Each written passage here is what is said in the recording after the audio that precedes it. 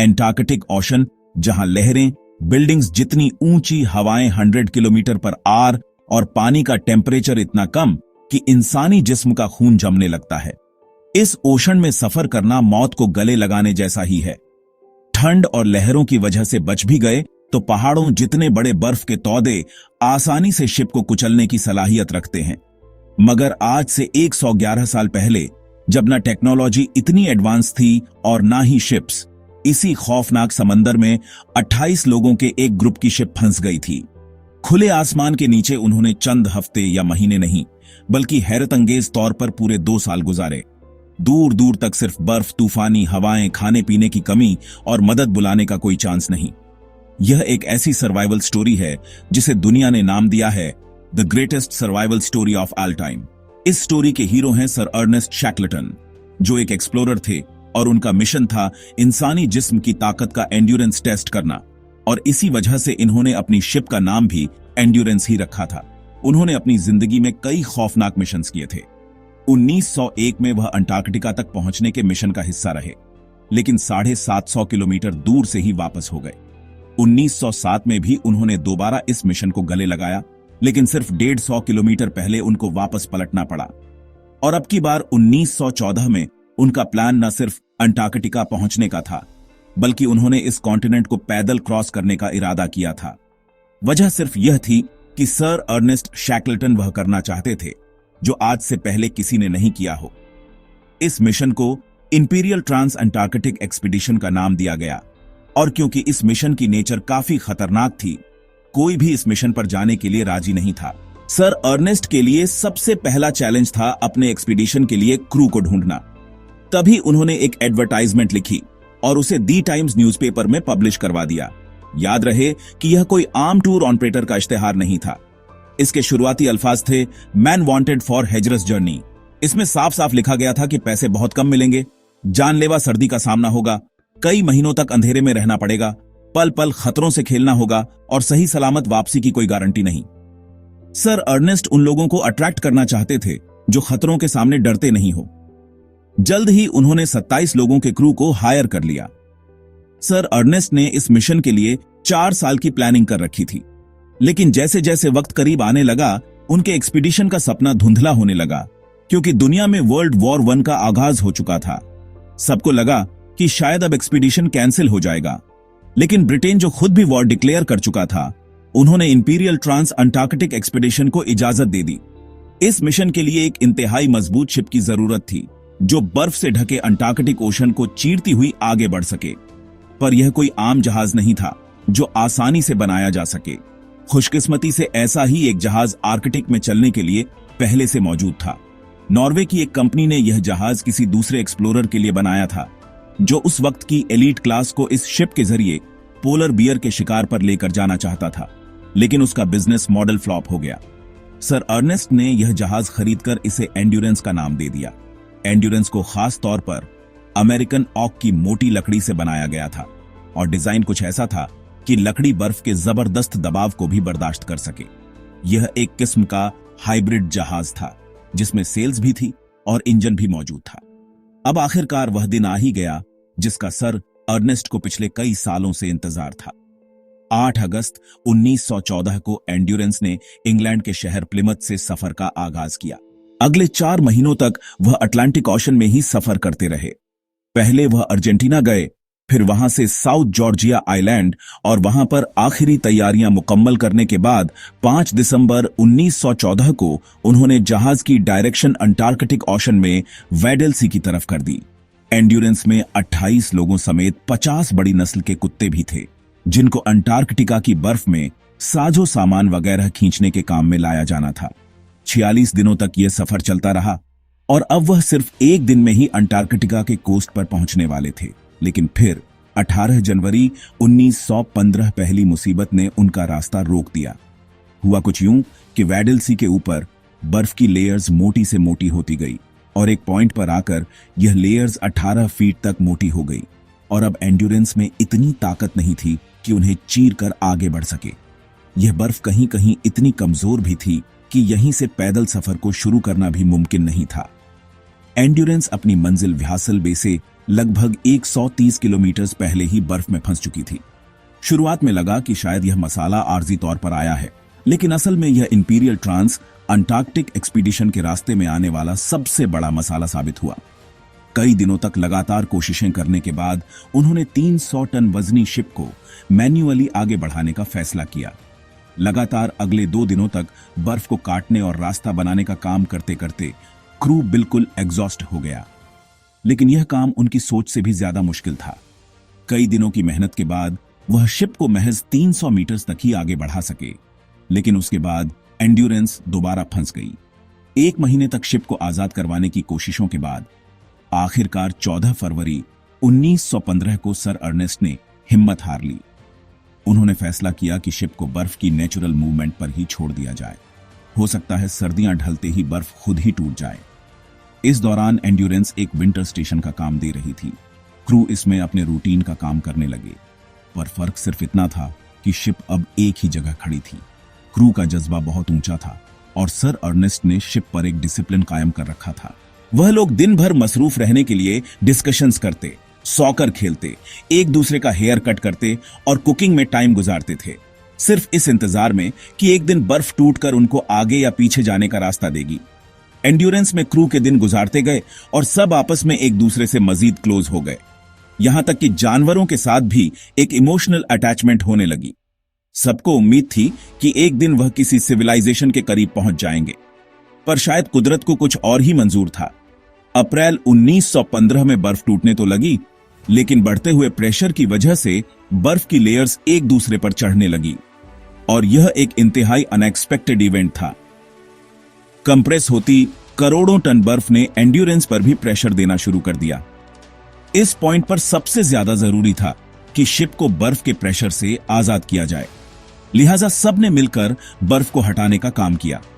कुछ हफ्तों की मेहनत के बाद यह मुसीबत तो टल गई, लेकिन खतरा अभी भी बाकी था। 14 जुलाई 1915 की रात अचानक शिप के नीचे से एक जोरदार आवाज आई और एंड्योरेंस एक तरफ को झुक गई। किसी को मालूम नहीं था कि आखिर हुआ क्या है। क्या यह व्हेल की टक्कर थी या कुछ और। जैसे तैसे रात गुजर गई, लेकिन सुबह होते ही जो दिखा वह काबिले यकीन नहीं था। कंप्रेस होती बर्फ की लेयर्स ने शिप को न सिर्फ एक तरफ झुका दिया था, बल्कि अब इसका रडर, जिसकी मदद से शिप को टर्न किया जाता है, पूरी तरह टूट चुका था।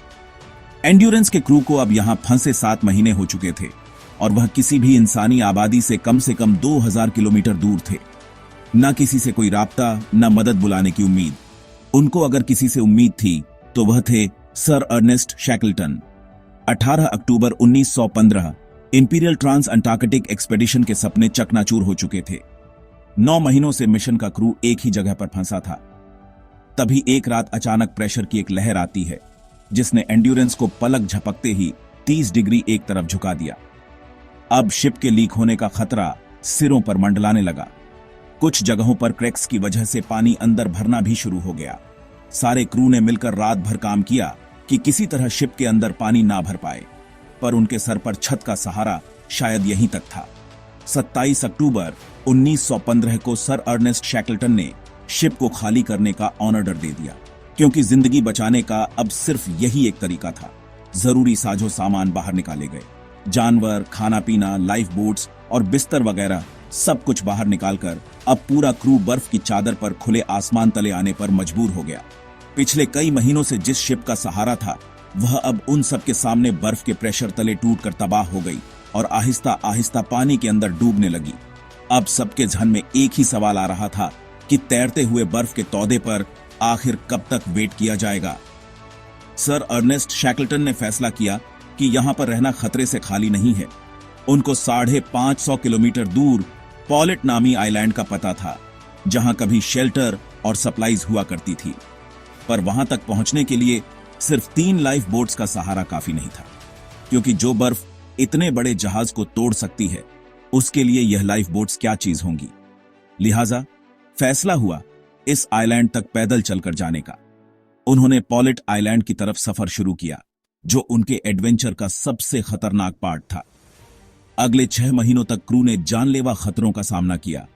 वह जिस आइस शीट पर कैंप लगाते, उसमें या तो सुराख पड़ जाते या वह पानी के बहाव के साथ तैरने लगता। खुशकिस्मती से यह आइस शीट्स तैर कर आहिस्ता आहिस्ता पॉलिट आइलैंड की तरफ ही जा रही थी। लिहाजा सर अर्नेस्ट ने फैसला किया कि वो आइस शीट पर ही तैरते तैरते पॉलिट आइलैंड तक पहुंचेंगे। क्रू के पास अब खाना पानी सब खत्म हो चुका था। उनको तैरती हुई आइस शीट नुमा आइलैंड पर जो कुछ मिलता वो इसे शिकार करने की कोशिश करते थे, जैसे पेंगुइन्स और सील्स वगैरह। फरवरी 1916 उन्हें सफर पर निकले अब 13 महीने हो चुके थे। अब कंडीशन ये थी कि वो लोग एक वक्त में सिर्फ एक बिस्किट पर गुजारा करने जैसे हो गए। अगले महीने तक पॉलिप आइलैंड का इंतजार करते करते हालात इतने खराब हो गए कि उनको अपने कुत्तों को भी मारना पड़ा। अब अगले कुछ दिनों तक गुजारे का बंदोबस्त हो गया। उनको उम्मीद थी कि पॉलिप आइलैंड पर पहुंचकर कुछ सप्लाईज मिल जाएंगे, लेकिन जिस तैरते आइलैंड पर वो सवार थे उसने अपनी डायरेक्शन बदल ली और वो पॉलिप आइलैंड के बजाय एलिफेंट आइलैंड तक जाने लगा। अगले कई दिनों तक समुद्र में तूफानी मंजर था। टेम्परेचर -20 डिग्री तक गिर गया और कई क्रू मेंबर्स को फ्रॉस्ट बाइट होने लगा। उन सब के मुंह और जुबानें इतनी सूज चुकी थी कि कुछ निगलना भी मुश्किल था। देखते ही देखते अप्रैल 1916 आ पहुंचा। टूटी हुई बर्फ की शीट के सहारे वो कैसे भी करके एलिफेंट आइलैंड तक पहुंचने में कामयाब हो गए। पिछले 16 महीनों में वो पहली बार जमीन के हिस्से को छू रहे थे। एलिफेंट आइलैंड पर उन्होंने सुख का सांस तो लिया, लेकिन ये आइलैंड पूरी तरह बंजर था और यहां ज्यादा अरसे तक रहना पॉसिबल नहीं था, खासकर फूड सप्लाई के खत्म होने के बाद। सिर्फ एक उम्मीद थी और वो थी यहां से 1300 किलोमीटर दूर South Georgia Island. Sir Ernest Shackleton ने फैसला किया कि वो लाइफ बोट में साउथ जॉर्जिया आइलैंड तक जाने का यह सुसाइड मिशन करेंगे। उन्होंने क्रू में से कुछ लोगों को चुना और 24 अप्रैल 1916 को एलिफेंट आइलैंड से साउथ जॉर्जिया आइलैंड के लिए रवाना हो गए। ये रास्ता दुनिया के सबसे खतरनाक समुद्री रास्तों में से एक माना जाता है। उन्हें ऐसी लहरों का सामना करना पड़ा जो 90 फीट तक ऊंची थी। बर्फानी ठंड इतनी शदीद थी कि जिस्म का हर हिस्सा जमने लगा।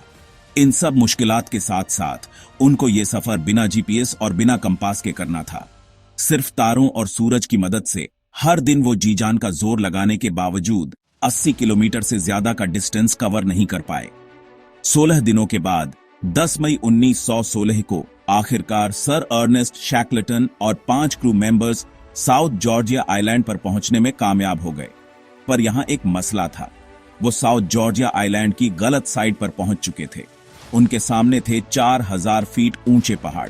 अगले 36 घंटों की मुसलसल चढ़ाई के बाद वो आखिरकार दूसरी तरफ पहुंच गए, जहां पर वेलिंग स्टेशन था। शैकलटन की हालत इतनी खराब थी कि वेलिंग स्टेशन पर लोग उन्हें पहचान ही नहीं पाए। किसी को भी यकीन नहीं आया कि तकरीबन 1.5 साल पहले निकलने वाले सर अर्नेस्ट इस हालत में यहां पहुंचे हैं। 3 दिनों तक साउथ जॉर्जिया में रहने के बाद सर अर्नेस्ट वापस निकल पड़े एलिफेंट आइलैंड की तरफ, जहां वो 22 लोगों को बुरी हालत में छोड़कर निकले थे। उन्होंने एलिफेंट आइलैंड पहुंचने के लिए कई नाकाम कोशिशें की। आखिरकार अगस्त 1916 वाले दिन उनको दूर से ही एलिफेंट आइलैंड पर धुआं उठता दिखाई दिया, जो सिग्नल के लिए जलाया गया था। सर अर्नेस्ट को मालूम नहीं था कि उनके कितने लोग जिंदा बचे हैं, पर करीब आने पर हैरत अंगेज तौर पर उन्होंने तमाम एलिफेंट आइलैंड के क्रू को जिंदा और सही सलामत पाया। 8 अगस्त 1914 को वो पहली बार इंग्लैंड से निकले थे। पूरे 2 साल और 22 दिनों के बाद उन्होंने अपनी पूरी टीम को सही सलामत वापस अपने घर पहुंचा दिया। बेशक उन्होंने अपना असल मिशन कभी पूरा नहीं किया।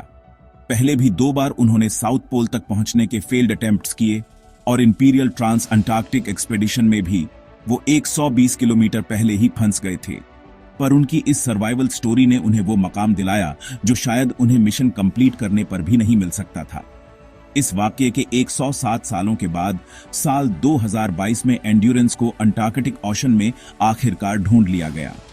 एंड्योरेंस आज भी 3000 मीटर नीचे ओशन फ्लोर पर मौजूद बिल्कुल परफेक्ट हालत में प्रिजर्व्ड है। यहां तक कि इस पर लिखा नाम भी सही से पढ़ा जा सकता है।